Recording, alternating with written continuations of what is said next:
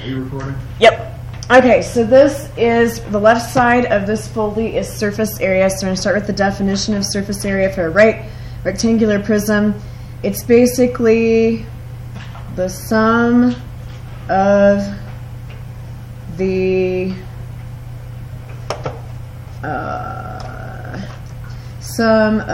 areas of all 6 faces. So basically you'd have to find the area of all 6 sides and add them up. And on the picture down here where they've got the 3-dimensional picture, usually we call this the length, this the width, and this the height. You can actually switch these as long as you're consistent when you put it in the formula. We've looked at the formula for this before. The formula for surface area, do SA for surface area, is 2 times length times width. That basically, length times width would give you the area of the bottom and the top. That's why there's 2 of them.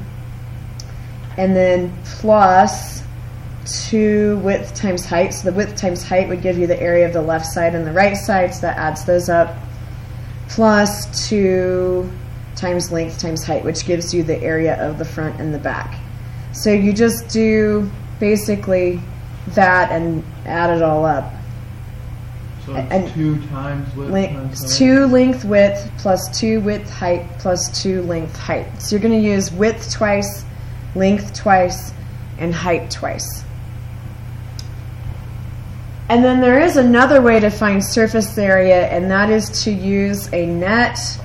I think we did a little bit of that in middle school. This is a net over here where you actually take the 3-dimensional picture and flatten it out, and then you could go through and do the area of all 6 pieces. Takes a long time, takes a lot of drawing, so that's why we have the formula, just to make it go a little bit faster.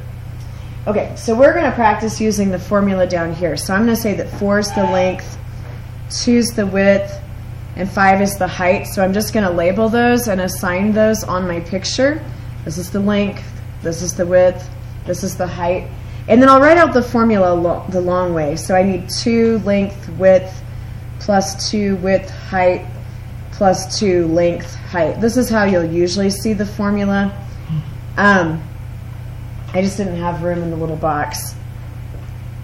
And then you just put all of the numbers in. So I would have 2 times 4 times 2 plus 2. The width is 4, the height is 5, so 2 times 4 times 5 plus 2 times the length is 4 times the height is 5. And you just go through. You could, in theory, type all of that into a calculator at once. I like doing it in pieces. So 2 times 4 is 8, times 2 is 16, so I just do that piece. 2 times 4 is 8, times 5 is 40. 2 times 4 is 8, times 5. Oh wait, did I use the same numbers twice? I messed something up here. This should be 2 times 2 times 5. So I messed that up. So you always want to check, because I shouldn't have 2 come out the same unless 2 of these are the same. So 2 times 2 is 4, times 5 is 20, and then this one over here would be 40, and then we can add all of those up. 816. So 4, 5, 6, 7, I think it's just 76. It came out 816 on the calculator. It shouldn't. It's centimeters squared. Because this part gives you 16, this part gives you 20, that part gives you 40. Make sure you have plus signs. 2 times 4 times 2, plus 2 times 2 times 5. Yeah, so those are plus signs. And so with order of operations, you do the multiplication first and then add them. If you type it in with the plus signs, in theory, the calculator will do that. But with a long thing like that, the calculator, a lot of times you'll just make a mistake typing it in. So when the numbers are this small, I just prefer to do it by hand. Okay, so that's surface area. And then we'll look at volume in a second. Make sure everybody's done. Okay, so volume for a right rectangular prism is, sometimes they'll call it the capacity, which basically is the number of cubes that fit inside. So it's the space that it takes up three-dimensionally. So capacity you could also call 3D space that it takes up. And it's the number of cubes that fit inside. So they have this little picture showing you basically it'd be how many cubes it takes to make up the shape or to fill the shape.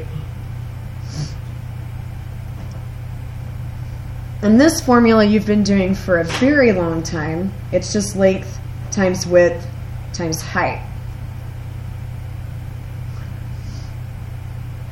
Another way to find volume would be to actually build the shape and count the cubes, which is how you start when you're in elementary. They'll have you actually take and use cubes and build it. Most of the time we don't want to take the time to actually build that. Okay, so for this it's just length times width times height. So if this is length, width, and height, it'll just be 4 times 2 times 5, and it is 40. And with volume we call it centimeters cubed, because it's how many cubes fit inside versus how many squares are on the outside.